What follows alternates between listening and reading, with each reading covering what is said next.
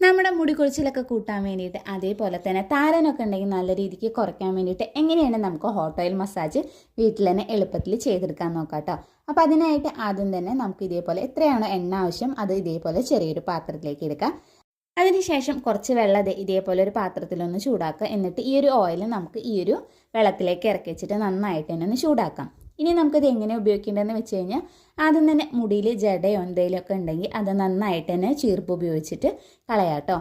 ഏതൊരു pack apply ചെയ്യുമ്പോൾ അല്ലെങ്കിൽ ഓയിൽ അപ്ലൈ ചെയ്യുന്ന സമയത്തെല്ലാം നന്നായിട്ട് മുടിയിലെ ജടയൊക്കെ കളഞ്ഞതിന് ശേഷം മാത്രം അപ്ലൈ ചെയ്യാനായിട്ട് ശ്രദ്ധിക്കണം. ഇനി നമുക്ക് ആ ഒരു ചൂടോട് കൂടിയിട്ട് തന്നെ നമ്മുടെ സ്കാൽപ്പിൽ ഇതേപോലെ ഒരു സെക്ഷൻ ആക്കി കൊടുക്കുക. എന്നിട്ട് ഈ ഒരു ഓയിൽ ഇതേപോലെ ഒന്ന് അപ്ലൈ ചെയ്ത് കൊടുക്കുക കേട്ടോ. അപ്പോൾ ഭയങ്കരമായിട്ടുള്ള ചൂടിൽ ഒരിക്കലും നമ്മുടെ ഈ ഒരു ഓയിൽ അപ്ലൈ ചെയ്യരുത്. നമ്മുടെ വിരലായാലും അതേപോലെ തന്നെ സ്കാൽപ്പായാലും പൊള്ളാത്ത രീതിയിലുള്ള ചൂടിൽ വേണം ഈ ഒരു എണ്ണ ഇതേപോലെ ഒന്ന് തേച്ച് കൊടുക്കാനായിട്ട്. ഭയങ്കരമായിട്ട് താരൻ്റെ പ്രശ്നമുള്ളവർ, അതല്ലാന്നുണ്ടെങ്കിൽ മുടി കൊഴിച്ചിലിൻ്റെ പ്രശ്നമുള്ളവരാണെന്നുണ്ടെങ്കിൽ ആഴ്ചയിൽ 2 തവണ വെച്ചിട്ട് ഇതേപോലെ ഹോട്ട് ഓയിൽ മസാജ് ചെയ്ത് കൊടുക്കുന്നത് നല്ലതായിരിക്കും. അതല്ലാന്നുണ്ടെങ്കിൽ ആഴ്ചയിൽ നിങ്ങൾ 1 തവണയെങ്കിലും ഇതേ രീതിയിൽ ഹോട്ട് ഓയിൽ ചെയ്ത് കൊടുക്കുക. ഈ സ്കാൽപ്പിലൊക്കെ നന്നായിട്ട് ഓയിൽ അപ്ലൈ ചെയ്ത് കൊടുത്തതിന് ശേഷം നമ്മുടെ മുടിയുടെ ലെങ്ത്തിലും ഇതേപോലെ ഓയിൽ തേച്ച് കൊടുക്കാനായിട്ട് മറക്കരുത്.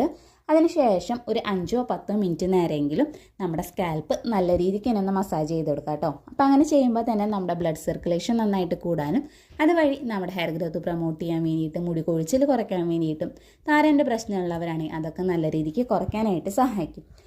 ഓയിലൊക്കെ അപ്ലൈ ചെയ്തതിന് ശേഷം നമുക്ക് ഏതെങ്കിലും ഒരു നാച്ചുറൽ ഷാമ്പു അല്ലെങ്കിൽ കെമിക്കൽ ഷാമ്പു ഉപയോഗിച്ചിട്ട് ഇതേപോലെ നമ്മുടെ ഹെയറൊക്കെ ഒന്ന് വാഷ് ചെയ്ത് കൊടുക്കാം കേട്ടോ.